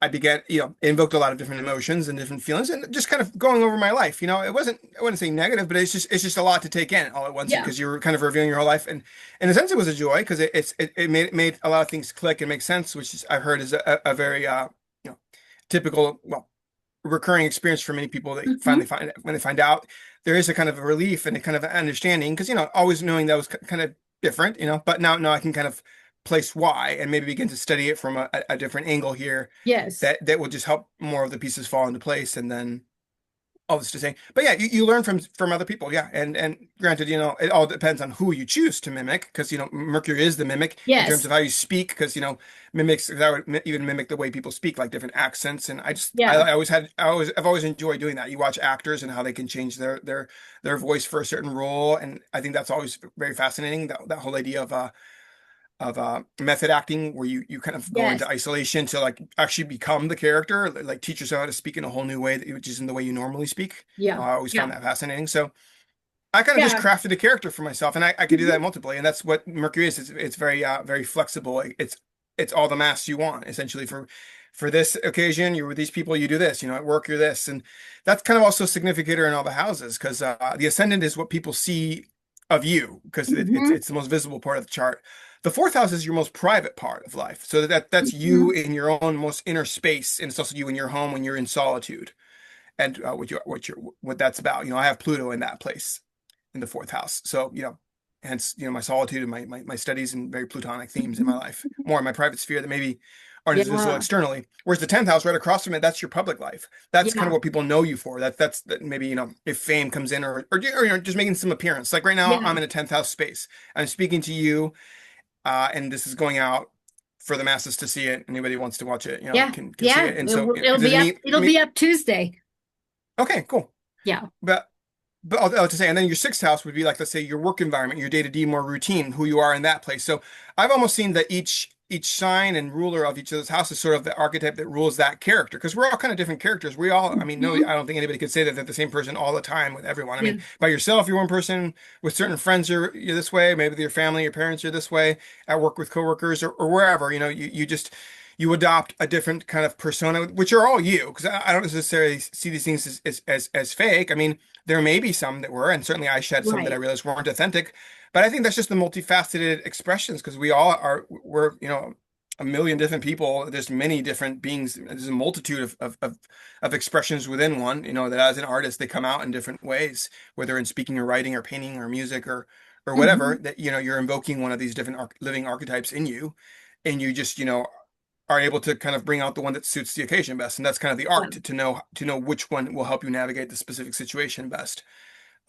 Which I think anybody can do, even if you're not on the spectrum. I think everybody does it. Maybe just something about people on the spectrum of autism that do it in a very particular way, or in a way that's maybe more noticeable and maybe more Mhm. strange to people. And maybe that's the only reason why it's kind of stands apart, is because it's somehow very Uranian and eccentric in a way. But Mhm. it's necessary. I see it as just necessary for a function. I mean, who's to say that it's what classifies it as being negative? I don't understand ever where the negativity part came in. It doesn't, if it doesn't impede somebody from really succeeding in life, and many people, famous people, successful people, have been either suspected of or have been Yeah. confirmed at being on the Yeah. spectrum. So obviously people with this condition have been able to succeed in life. So I don't understand what the whole Yeah. deal is I think with it's a stigmatizing. great curator of whatever specialty, whatever Curator, yeah. focus that you have. Hmm. It gives it that space, and Yeah. you have the focus Hmm. for these things. I know that for myself, there's the music performance aspect. Mm. Then there's also the very intellectual, nerdy aspect, and then there's the Hmm. aspect of me just very connected to the universe, connected to nature, connected to animals and the plants, the rocks and all that. So those have always been my focus. Mm. And then I've always been, kind of catapulted into caretaking relationships. Hmm. Um, so I think that's where I feigned a lot of my I pretended I was healed, so to speak, Mm. being in a caretaking position for other people's kids, Mm. you know. So you talk about role models. I just remember I had several neighbors who, and my nanny, who were just these magnificently kind, caring, beautiful, loving, sweet women. Mm. And my mother was the complete antithesis of that. So Mm. I remember, in my sketchbook and journal, just writing out the qualities, from this little girl's perspective Mhm. about what a good mom would be. I'll never forget it. And it was all about kindness, about listening, about sweetness, a gentleness, a soft, embracing warmth. Mhm. And I wanted to be those things, not fake it, but really embody that. And just watching these women, and there's actually two men that were in that category as well. And I think it really served me actually, because these were like really bona fide, down to earth, wonderfully warm, loving human beings. Hmm. Yeah, wonderful. Well, I You feel know? that, yeah, if you don't get it, this support and this love from family, you will inevitably find it somewhere else. You'll look for it Mhm. somewhere else and find a, Mhm. or role models too. Myself, didn't have any really great male role models growing up. So I found them eventually, when I finally began paying attention and valuing masculinity, I began to, look toward certain individuals that, I could resonate with it, and Mhm. Mhm. essentially just kind of taught me all these things, almost like someone taking me under a wing, even if they're people I didn't necessarily even meet in person, because that's the great thing about our day and age. Yes. There's so many role models you could just find online, people making videos, people, speaking about so many different subjects. Mhm. And Mhm. of course, ideally, you try to find someone in your life in person to bond and learn from directly, do the best you can. But then ultimately, you are your own teacher as well. You take what's useful, discard Yeah. what is not, and then add what's uniquely your own. Yeah. Yeah. Bruce Lee said that, and Yeah. I kind of have that as a mantra to myself. And I always have. Take what's useful from other people's behavior that you can copy and mimic in a sense, but make it your own in a way. So yeah, that's what they're there for. Essentially, people's role models are there for to kind of teach and show, be shining Mhm. examples, right? And Mhm. hopefully you yourself will become a shining example for others as well. Because where do they learn it from? Well, they learn it from somebody else. So ultimately, that's how it's passed Yeah. down, right? And Yeah. so to try to That keep that that alive. that's cool. That's super, super cool. So Hmm. what are your inclinations at this time in terms of, your work and your expansion? And I can think of actually quite a number of people that need to have you on their podcast because what you're offering is actually very significant just in the state of the world, the state of the matrix, so to speak, because I don't consider the world is not the planet. I tell people that the world's not the planet, okay?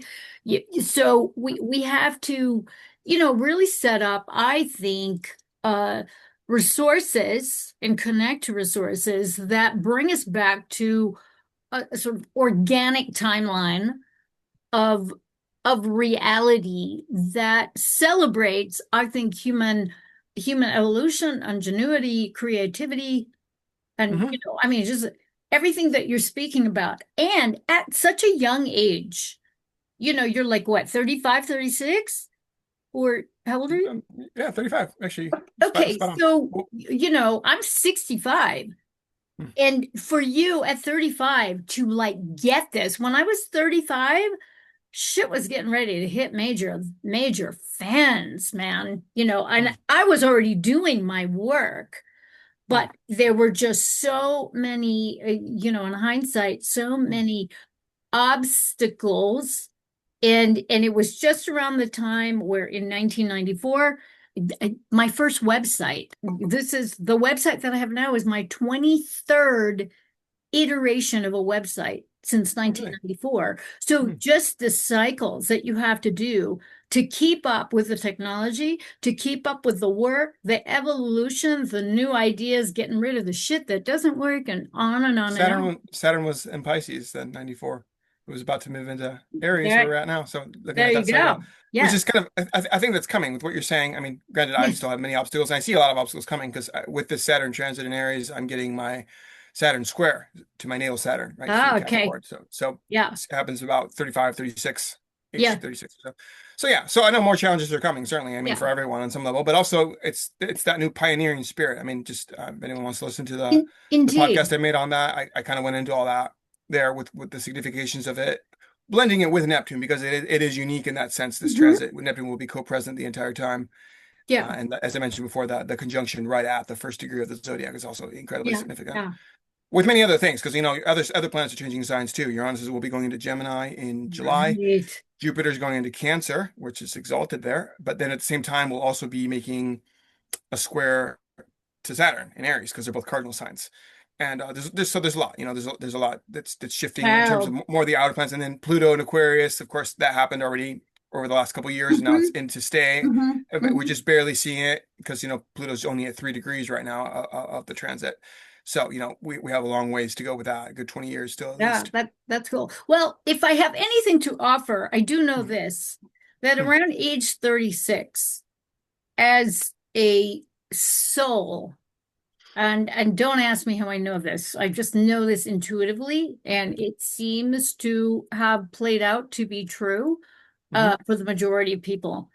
Hmm. At 36, if you're doing the shadow work, you're doing the great work, you're paying attention to what your gifts are and what your challenges are. At 36, you actually enter into your true soul perceptivity. And what I mean by that is that you become more and more and more aligned really with your true divine nature, Hmm. as opposed to trying to carry on with whatever got projected onto you by your family, by society, by your Hmm. peers, by mind control programming, by whatever, any kind of shitstem that would try to bear upon you its wants and needs. So, by the time you're 36, you shed that off completely, and you just, Hmm. eh, no, this is who I am, and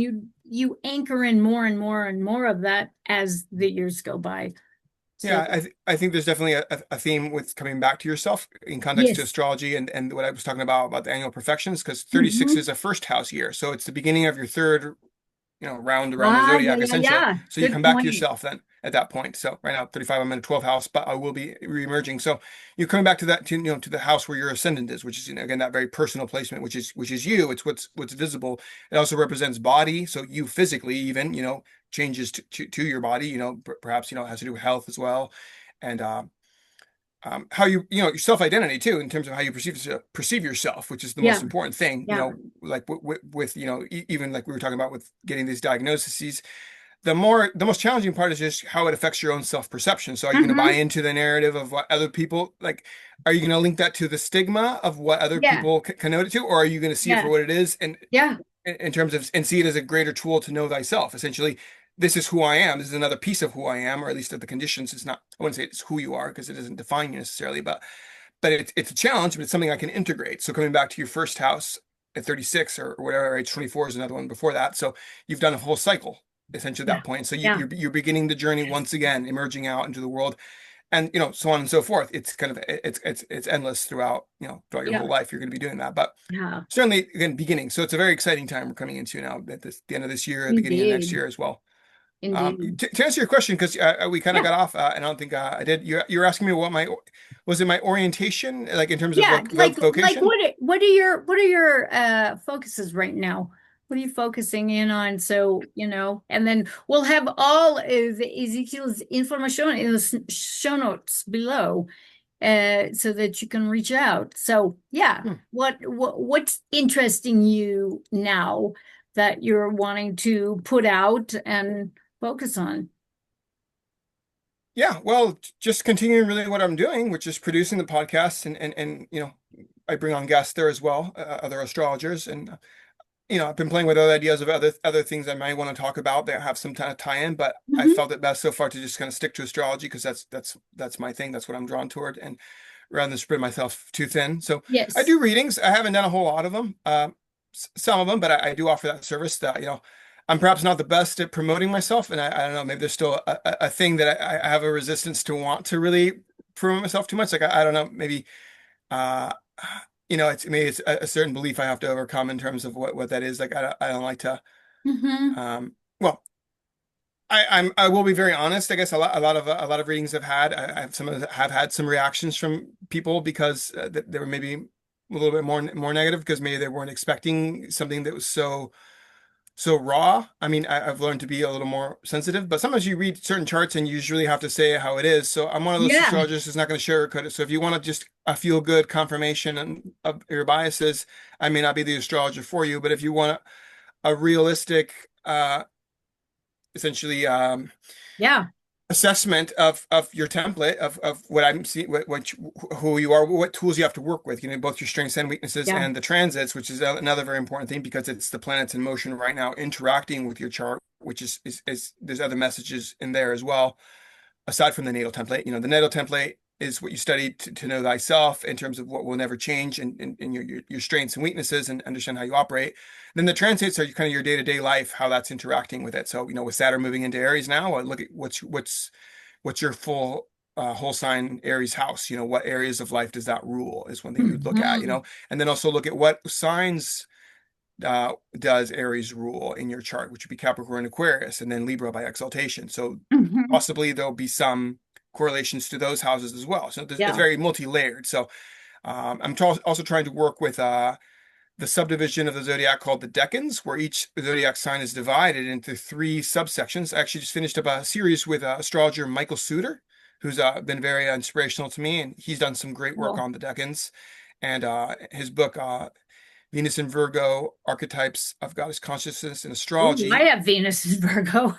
Yeah, okay, well, he has a whole new take on that, and it just kind of tying in the whole structure of why the zodiac is built the way it is, and why Okay. certain planets have certain dignities, and it's really the story of the year. So again, I'll always promote Michael's work because I think he's really really Cool. brilliant with what he does. So he's an influence for me. I aspire to do something similar in my own right, and he's doing. So I don't know, maybe one day I'll write a book, but at this point, I'm still just beginning to get stuff out because I've had so much trapped in my head for so long, and I just hadn't known how to communicate it. So, at Yeah. some point at this, which is this year, this I just, took that leap essentially, Yeah. and Yeah. just started to do it, even if it doesn't, the format isn't maybe the way I would like it to be. But I'm becoming okay with it. I mean, I guess that's really who I am ultimately in terms of my expression. I am pretty raw and pretty basic. Yeah. I'm That's not. exciting. I mean, it's fine if people want to be more fancy and all that and have more tech skills, and I admire the people that do have that. I don't, and I'm not gonna take a whole lot of time necessary to perfect that, because that takes me away from the actual work of kind of putting this knowledge out Hmm. Hmm. and working with people. So I'd Yeah. rather just Yeah. use my time more working with people and helping people than necessarily trying to really make my presentations super fancy. But Yeah. it's a good thing either way to know that, to know how to do all that. And I'm not at all bashing on people that do. Well, I'm Uh, enjoying your posts. I look forward to them. I get into them. I've got my, I've got a certain posse of people that I am particularly drawn to, and you're one of them. And I like your delivery in the podcast. I mean, just like, I'm taking notes. I've got my little okay. notebooks of things, and it's just how I operate, because I like the whole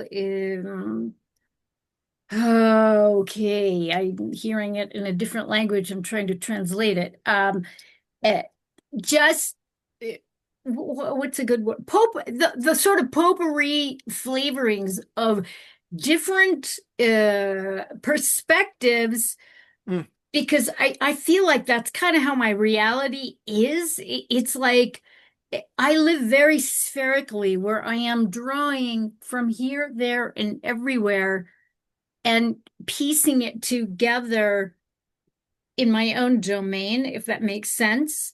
mhm, And it's not scattered in the least, but it does involve a lot of alone time to integrate everything that I am learning, and I think that's one of the things about, I think, neurodivergency, is that there's a constant learning, and I want to say, I don't want to sound nuts about it, but a constant craving for learning for mhm. me, Yes, where absolutely. it's like I hear something and it's like, ooh, and everything else is, I just block it all away, which is Yep. one of the reasons why, I'm with the person that I'm with, because he does the same thing.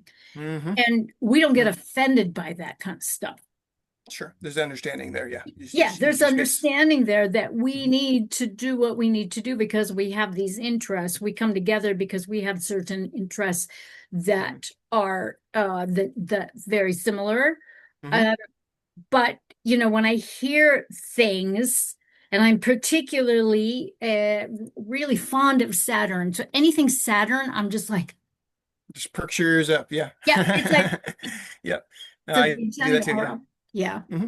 So Yeah. I Well, like I think, said, of all the planets as I was studying, Saturn's kind of the one I began to resonate with the most. And it was right around the time that my Saturn return was coming. So that was the biggest teacher of, like, you want to know Saturn in its raw essence, you're going to live it. And essentially, as I yes, began to study Saturn, I was living the exact, return to my natal Saturn in Capricorn, which is, its natal sign, the one yeah, it's best suited in. And yeah, I mean, just this is the thing with Saturn. It's lessons, it's rewards. There are rewards. People think yes, that maybe it's Saturn's all work, but delayed there's nothing else. rewards, delayed rewards. But they also last for a longer time, because you're Yes, doing work that takes a long time, indeed, but the indeed. rewards of it are long lasting, because it's again, Yes, there's the short term gratification that gives you, it takes very little work or very little effort, and then you get your hit right away, and then that's done. yes, And okay. But with Saturn, he'll make you work for a long period of yeah, time. It's like training, like, I don't know, like lifting weights or something. yeah, Ultimately, once you develop that strength, then yeah, unless something happens, you really stop working, you won't really lose it. You'll maintain that and even yeah, continue to grow even further with yeah, your development. So it's the yeah. same thing with acquiring And I certain feel knowledge. You that. just you just build on that knowledge, and I that's. feel that deeply, because as we Mhm, were saying before we started, mhm, I finished an Ayurvedic or a Vedic astrology in Saturn cycle that started. at age 40, and Mhm. ended at age 59 in December 2019. So I went Mhm. from a Saturn cycle into now I'm in an 18-year Mercury cycle, which is all about everything that I learned during the Saturn cycle and Mhm. all of that. And over the next 18 years, really disseminating that. And that is just so clear. Mhm. And I knew about the Saturn cycle as I was going in it. And I was it's kind of like this. You're kind of bracing yourself for the shit shows. And that was my Vedic astrologer was like going, it's going to be a shit show, but make it fun. Make it a fun shit show. Just and I really took that to heart. It's like, okay, how can I do that? Because I know I do kind of have a very I've got a nasty sense of humor, so that can go very, very dark, but at the same time, it can be illuminating at the same Mhm. time. So being friendly with Saturn and also being friendly with the Tower card in Tarot really, really served me. So Mhm. that's Yeah. part of this Mercury cycle that I'm in now is like really honing in on that. And also, really sharing the people that I'm coming upon and their work, such as yours, with my people, because, I think that we travel in similar circles Mhm. and we meet up with certain people like you and I. Mhm. You mentioned Michael Tsarion. You Mhm. mentioned Sethikus Boza. Sethikus Boza is a good friend of mine, Mhm. and I found out about him around Free Your Mind, not three that Free Your Mind 4, which was in 2017. Okay. And I love him. I've met him face to face. He's been in my house. I know his girlfriend. And I've also gotten into a shit ton of trouble because I know a lot of people that don't like him. I know a lot of people that don't like Michael Tsarion. I know a lot of people that hate Mhm. Mark Passio. And I'm associated with these men. So that Mhm. makes me an asshole. So I'm just like, Mhm. okay, I can Yeah. take that. Because Whatever. I mean, I don't believe that, your Yeah. relationships with certain people dictate who or who you can't associate with. I Right. think, Indeed. But so that's the sort of, people have issues with the people that's on them and however they indeed, want. So, indeed, whatever. yeah, Yeah. no, yeah. Yeah. Uh, What was I going to So, say? Yeah. Well, talking about the tribe, I mean, as we're speaking of this, it reminded me of the rune Wunjo, which has to do, it looks kind of like a banner, a yes. flag. So finding your Yes. tribe, and it's something I've been resonating with lately, and it's kind of a theme that's kind of come up with my life. But it also has to do with the standard, because essentially it's like you planting Mhm. your flag.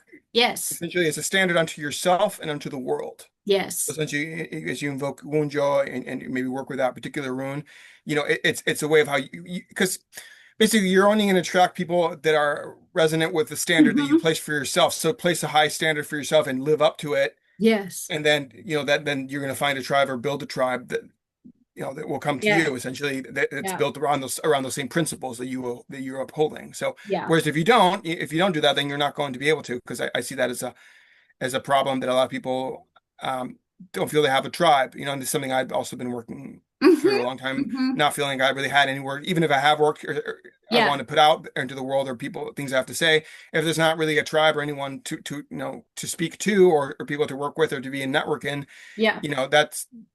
that really does really affect the how effective one can really be. I think when you have a Mhm. lot of allies and you're in a network like that, Yeah. it's Yeah. certainly so it's something I've slowly been building as well. So it kind of ties into with what you're saying. I'm kind of trying to build a network of people, I guess, even through my astrology podcast, of having different astrologers from some of them may know each other, some of them not necessarily, but maybe Mhm. my audience I can just introduce people to astrologers from many different subsections or sub tribes, I guess. Indeed. That as long as I resonate with your work, I'll probably have Hmm. an astrologer Yeah. on. That's That cool. that that's essentially they can teach something as well, because I like to try to invite people that I feel are kind of expert on a specific subject. So Hmm. I'll intentionally you know write Yeah. out a show based on a subject that I think this person is really qualified, let's say, to Yeah. to speak about. And that's So. a good thing. Mhm. That's a good thing. I know that for me, because I've had those three areas of my life, I don't belong to a particular group. I have a huge network Hmm. of different disciplines that are all interrelated. Hmm. And I always encourage people that, you can have your specialty, and at some point, are these crossovers where you link up, and that is what grows your reach, so to speak. And Hmm. some of it can be very, very pleasant, some of it can be very, very unpleasant, um, and you get used to it. You get used to getting yelled at or getting booed off stage or having rocks thrown at you or whatever. But that is part of it, to be able to stand steadfast in who and what you are, and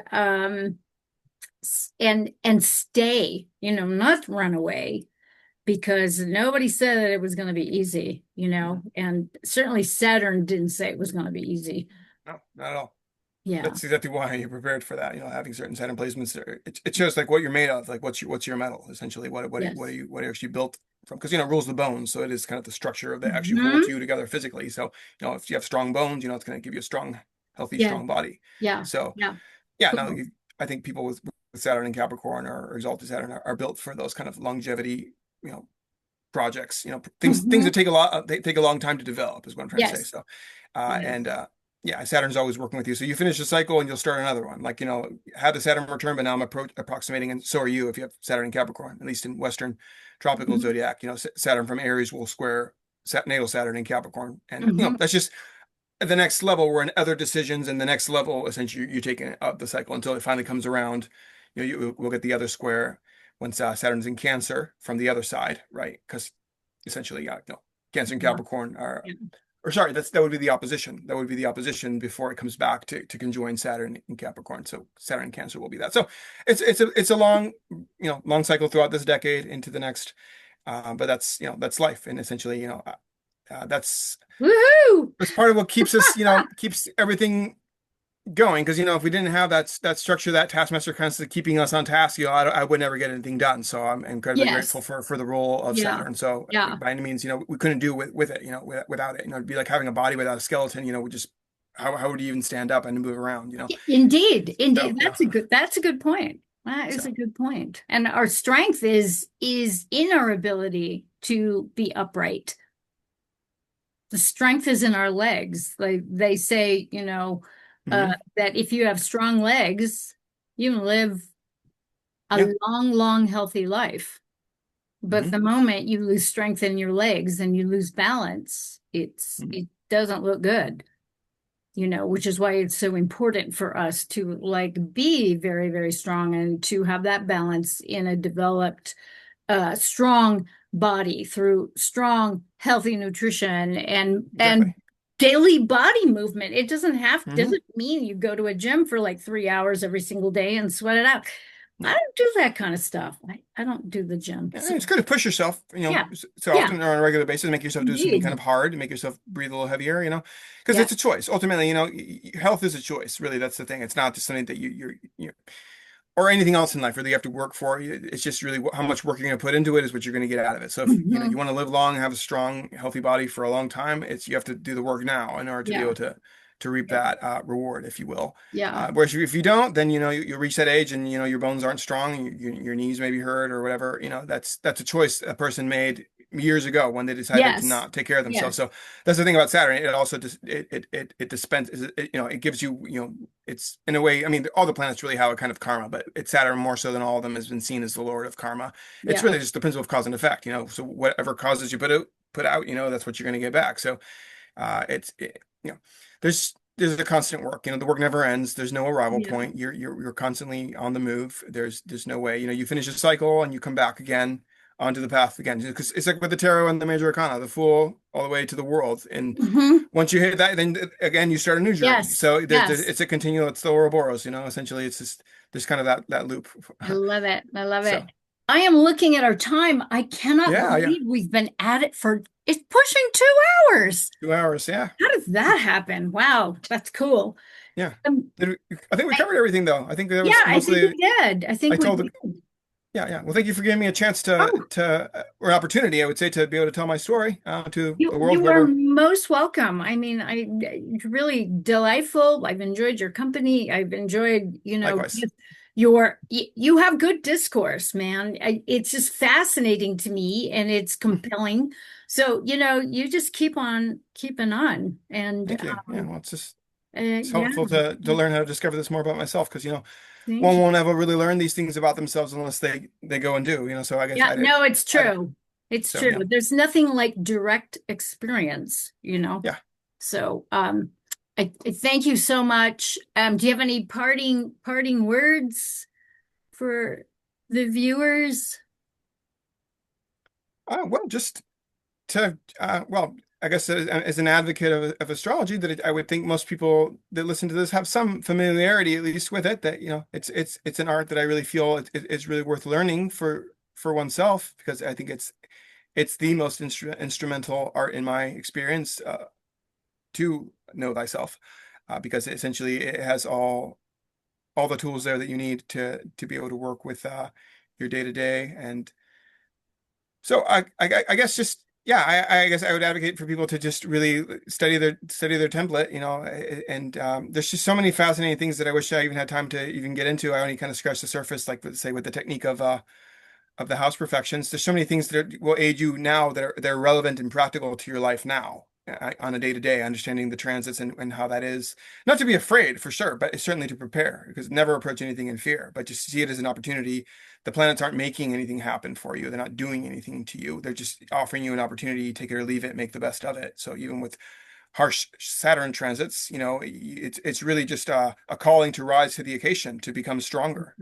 So, for everyone now that, as the Saturn, we're getting this taste of the Saturn and Aries transit, for everyone to just, because Aries is the sign of the self. So more so than anything else, take this as an opportunity as Saturn gives us a glimpse of what it's going to be for the next year or so, or to 2028, actually, once it enters for good in Mhm. 2026, to really become more sovereign. Maybe Saturn here is really giving us the tools to create new structures to be able to uh, begin to live in a way that's more self-sufficient, perhaps, and in a way to also just be able to not be as dependent on others and really just come into that place of knowing thyself and living it. Because in order to live it, you have to know who you are first. So find that out. And I'm not saying this is a person that claims to know myself fully. I'm every day discovering and exploring new things, and it's just the gift of astrology. It has revealed so many things to me. So I guess that's the gift I have to the world is through my own way is to be able to speak out these things to people and assist other people along their path. So if anybody is interested in having that assistance, I would be happy to read for people if they want to reach out. I see this more as a vocation than anything else. So it's not even about money or about acquiring any particular other benefits that could come with that. It's really I do want to help people. I guess that's my role now. I've seen through all of the other things that life has to offer, and all of them are meaningless in comparison to this. So I prefer to just live a simple life, helping people on the path while I do my own personal work. And I think that's the best thing I can do with this lifetime and the best contribution I can make to humanity right now. So Cool. Thank that's you. all. Thank you Well, so much, thank you. Ezekiel. Mhm. All right, Thank you, my Maria. loves, we'll have Ezekiel's information in the show notes below. Please do reach out to him. And until next time, that's it for this time, this segment. Here's to love, truth, and beauty, my darlings. Mwah! Ciao, Bellas.